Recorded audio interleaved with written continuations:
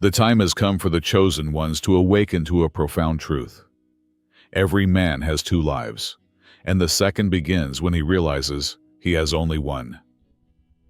Imagine the shock of suddenly realizing this on a soul-deep level, not gradually, but in a single, explosive moment. Suddenly, everything shifts. The old ways, the excuses, the comfortable routines, all crumble in an instant. A new fire, new discipline, a whole new mindset takes hold. And the world watches, accusing you of being the cause. What did you say? What did you do to create such a seismic change? The truth is, profound transformations often come not from gentle encouragement, but from those unsettling moments that force people to confront their wasted potential and missed opportunities. You were that catalyst. You were the one who flipped that unseen switch in their minds. The one who made them face their shortcomings and realize the preciousness of time. You, the chosen one, have the power to bring about such awakenings. It's not about being subtle. It's about being the force that sparks the change. Just think about it. By the end of this, you'll begin to truly understand the physics of transformation. And perhaps, you'll become the one who catalyzes this kind of awakening for others too. Stay focused. The past lives you've touched are just the beginning of the impact yet to come. First of all, you turned into the unflappable, unstoppable mirror that they couldn't ignore. The majority of individuals spend their lives avoiding their own reflection. Not the one in the mirror, but the one that reveals their true selves. They surround themselves with people who agree with them, give them the information they want to hear, and don't change.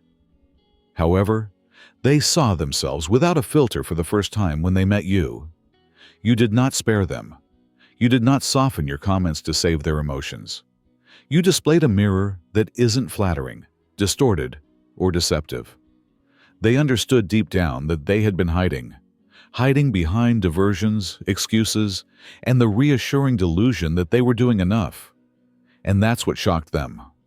However, when they faced the reality that you mirrored back to them, they saw it all. Their unrealized potential, their unchanging perspective, and their own part in limiting themselves.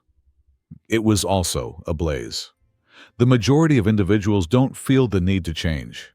They tell themselves that they are unfortunate, that life is unjust, that their difficulties are external, and that things will miraculously get better in due time. However, you dispelled that delusion. You made them face the reality that they weren't the only ones in their predicament. They were also complicit in it. The type of stuff that keeps people up at night is that awareness. You didn't have to ask them to change or urge them to do better. They were unable to turn back once they had seen the reality, the raw, unvarnished truth. Everything changed as a result of their being unable to unsee themselves after seeing themselves through your eyes. And it became more unpleasant to live with that reality than to change. That's the power of an unshakable mirror. It compels a decision.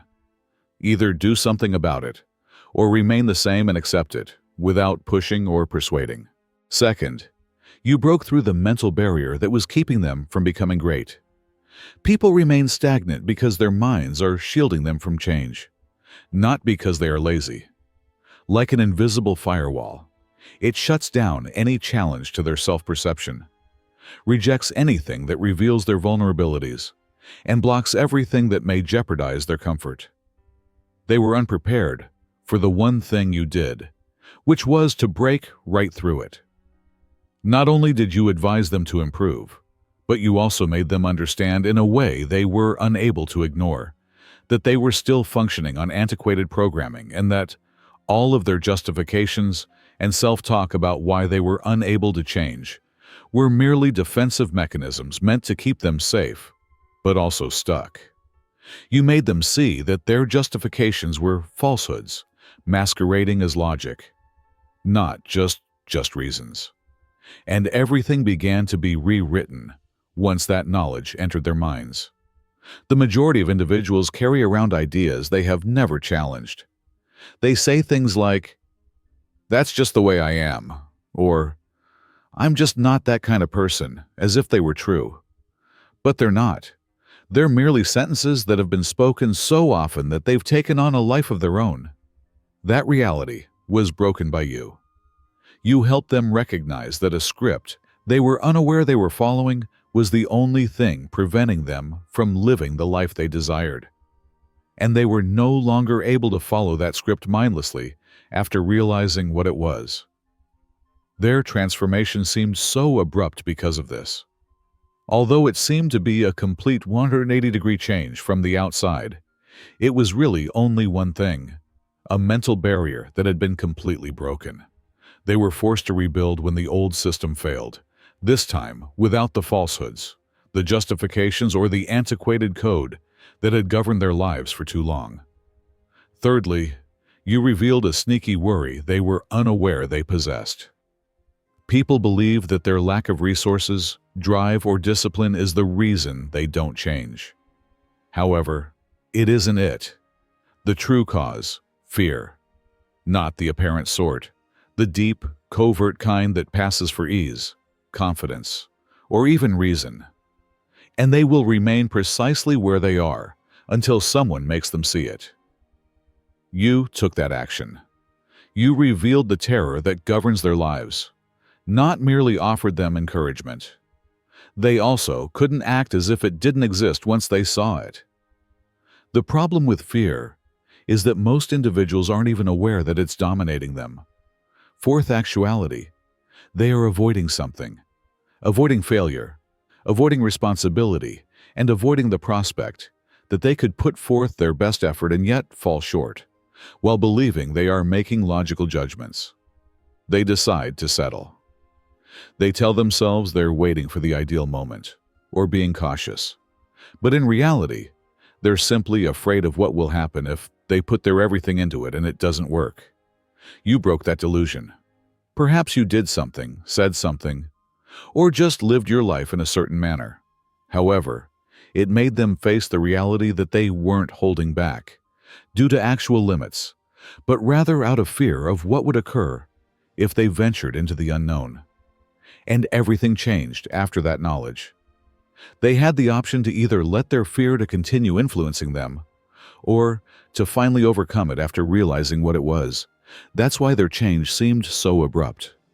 They were compelled to recognize what had been preventing them from being different. They didn't just wake up and make the decision. Furthermore, there is nothing left to hide behind when fear loses its hold. Real transformation occurs when someone realizes they've been avoiding a battle they were always destined to confront, not when they feel inspired. Fourth, you cause them to despise their own justifications. Excuses are simple to settle into, familiar and comforting, much like a soft cushion. The majority of individuals construct their whole world around them, embellishing it with excuses, previous mistakes, and partial facts to justify their inaction. However, you tore the cushion out from under them and made them despise the same thing that had been holding them in place, so they were unable to enjoy that comfort. Because they trust their justifications, people often defend them. Most of the time, no one pushes them hard enough to overcome their delusions of, "I don't have time," "I'm just not wired that way," or "I'll start when things settle down." However, you did. And you didn't just tell them, "That's not true." Instead, you forced them to understand that their explanations were only a veiled form of avoidance, fear, or laziness.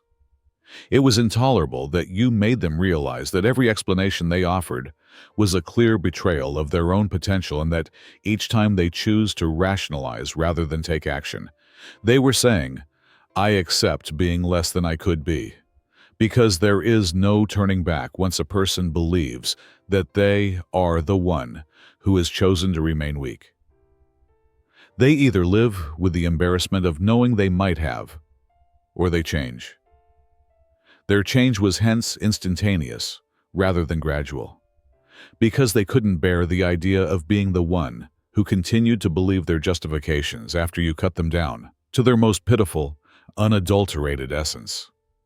They were disgusted by the version of themselves that used to feel comfortable, ashamed of their own words, and tired of their own defenses because of you. And the only option left to a person who can no longer accept themselves is to change into someone else. Fifth, you humiliated them into taking action rather than motivating them. People like discussing inspiration, as if a motivating statement or a well-timed speech might transform someone's life. However, creativity is like a sugar rush. It comes quickly, is short-lived, and disappears as soon as reality returns. What really drives change? Disgrace. The gut-wrenching, profound understanding that they've been playing small while life continues on without them. Not the trivial, shallow type. You cause them to experience their own stagnation, rather than only offering encouragement. Instead of telling them that they could do better, you force them to confront the unpleasant reality that they ought to have improved long ago and that their unrealized potential was not just regrettable, but also humiliating. You force them to face the difference between their actual selves and their ideal selves. And it was intolerable when that comparison struck. Because they have persuaded themselves that their current situation is enough, the majority of individuals remain trapped. They take solace in the idea that they are at least making some progress, that their speed is acceptable, and that they are making any development at all. However, you dispelled that delusion. You made them realize that they were humiliatingly distant from where they should have been, not merely behind.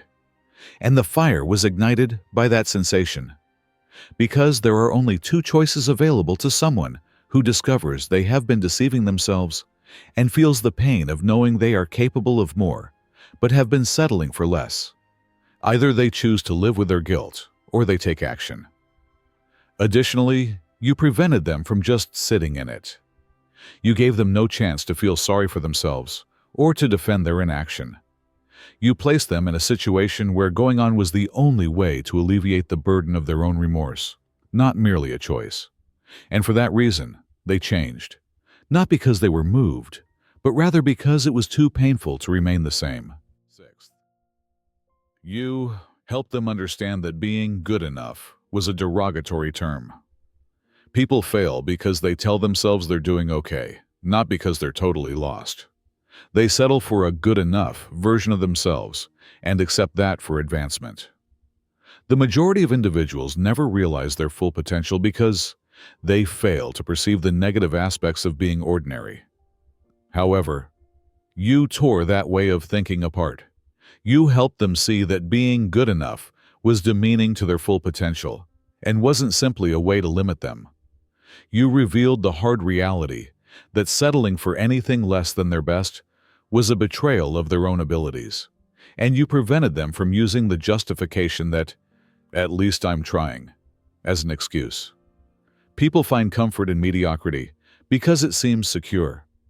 There are no real pressures or expectations, simply a stable life in which they never fail too badly, but also never win large.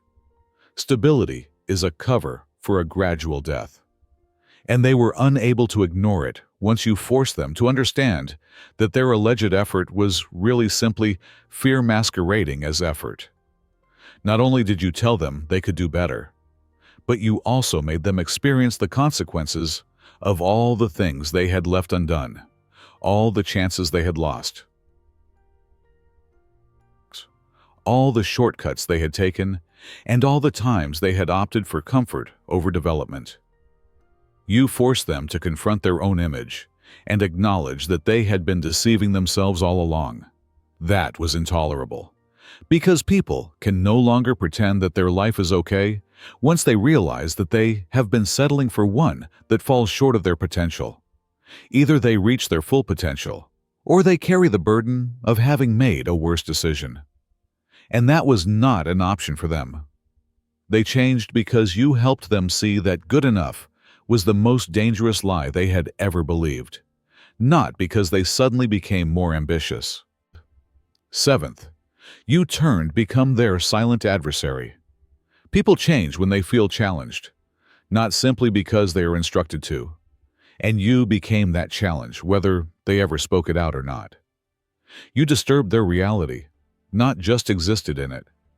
Your results, your attitude, and your work ethic all contributed to an unsaid tension. All of a sudden, people were evaluating themselves against you, rather than just observing you. They may have first respected and even adored you. Then, however, something changed. They were more aware of how far they still had to go, the more they saw what you were accomplishing. And that sensation was more than simply motivation. It was rivalry. You became the benchmark by which others measured themselves without even trying. The difference was that every time they paused or considered slacking off, the idea, "Would you be stopping right now?" slipped in. Because they lack motivation, the majority of individuals don't push themselves to the next level. When there is nothing pushing upon it, comfort feels good. However, urgency starts the instant someone appears and makes them feel left behind. And the only reason you were that pressure was because you made their excuses more difficult to accept, not because you wanted to be, or because you ever confronted them. The most effective rivalries don't need outright challenges or loud remarks. They are there in the quiet times, the late evenings, when they forced themselves to keep going because they knew you wouldn't give up. The early mornings when they woke up because they thought you were already at work. And the choices they made because good enough wasn't good enough anymore. They changed because you made them see themselves next to you, and they detested the distance, not because you inspired or encouraged them. Even though they never acknowledged the game was taking place, they closed it, not for you or anybody else, because once the competition began, they couldn't bear the idea of losing. Eighth, you gave them the impression that they might be replaced. Only when people understand they are not as important as they believe they are, do they start to take change seriously. Comfort gives individuals the impression that they have endless time, that they can go at their own speed, and that their place in a team, a relationship, or life in general is guaranteed.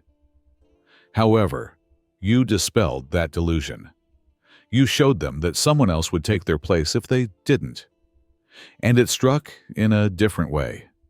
The majority of individuals believe they have power, and that their presence, potential, or even mere existing will keep them relevant. However, nothing awakens a person more than the realization that they are interchangeable, that their abilities, their work, or their presence are only a privilege that may be revoked at any time. You made them feel it even if you didn't say it out loud. Perhaps it was the way you went about things, never slowing down, never waiting, and never relying on others to catch up. Perhaps it was your demeanor, focused, unconcerned, and making advances with or without them. Or maybe it was the way they began to notice that others were moving up while they remained standing where they were. Regardless, the message was unmistakable: improve or risk falling behind. They altered as a result, as survival now took precedence above growth alone. Nobody likes to feel unimportant. Nobody likes to see chances pass them by because they refuse to change. More terrible than the agony of change was the idea of being forgotten, of being the one that people once trusted, of seeing someone else occupy the place they may have occupied. They relocated because they had no other option, not because they suddenly wanted to do better.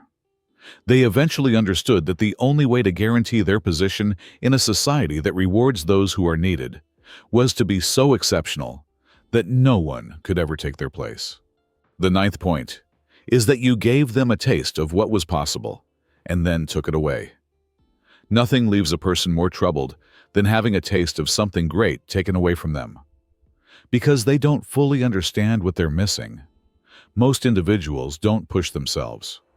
They have persuaded themselves that everything outside of their reality is only a fiction, and have embraced it as the best they can accomplish. However, you broke that illusion. After demonstrating what was feasible, you took it away from them.